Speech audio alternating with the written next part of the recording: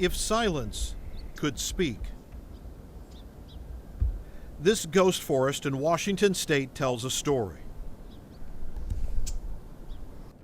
The peace, masking the violence which struck here over 300 years ago in the year 1700. As the same geologic forces creating the great earthquake and tsunami striking Japan in 2011 will strike the northwest coast of the U.S. again. We're on the Copalis River, not far from where it empties into the Pacific Ocean, on land that's being pushed higher every day by tectonic force. So what killed the ghost forest? It's very simple, a loss of elevation. So for hundreds of years, these trees were growing in largely a freshwater environment, but they weren't very high above sea level. So in the earthquake, the west coast of Washington state dropped more than 6 feet. This became a salt marsh, and the trees died.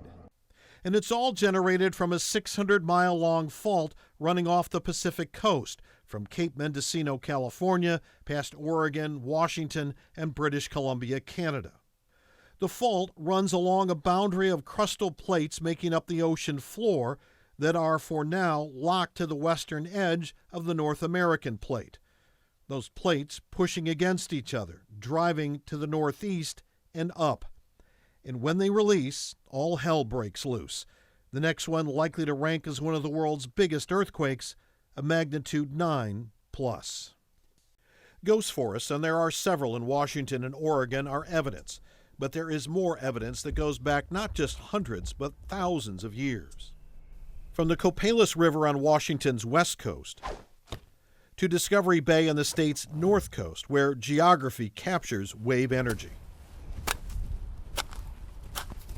Geologists can track the history of great earthquakes and tsunamis.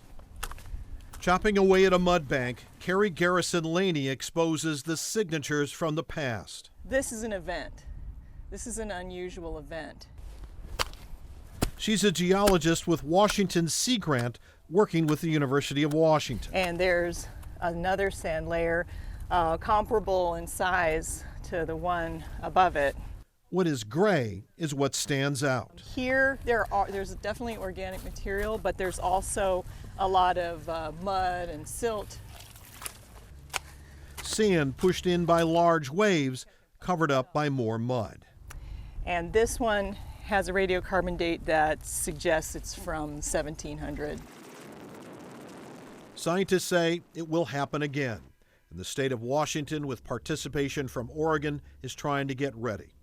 In 2016, 23,000 National Guard troops, first responders, even the U.S. Navy conducted a giant drill called Cascadia Rising.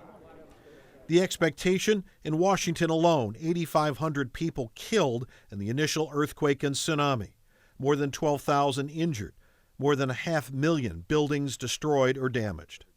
Robert Ezell heads Washington State Emergency Management. You've got to balance the thinking that you might have time against the reality is that it could be tomorrow.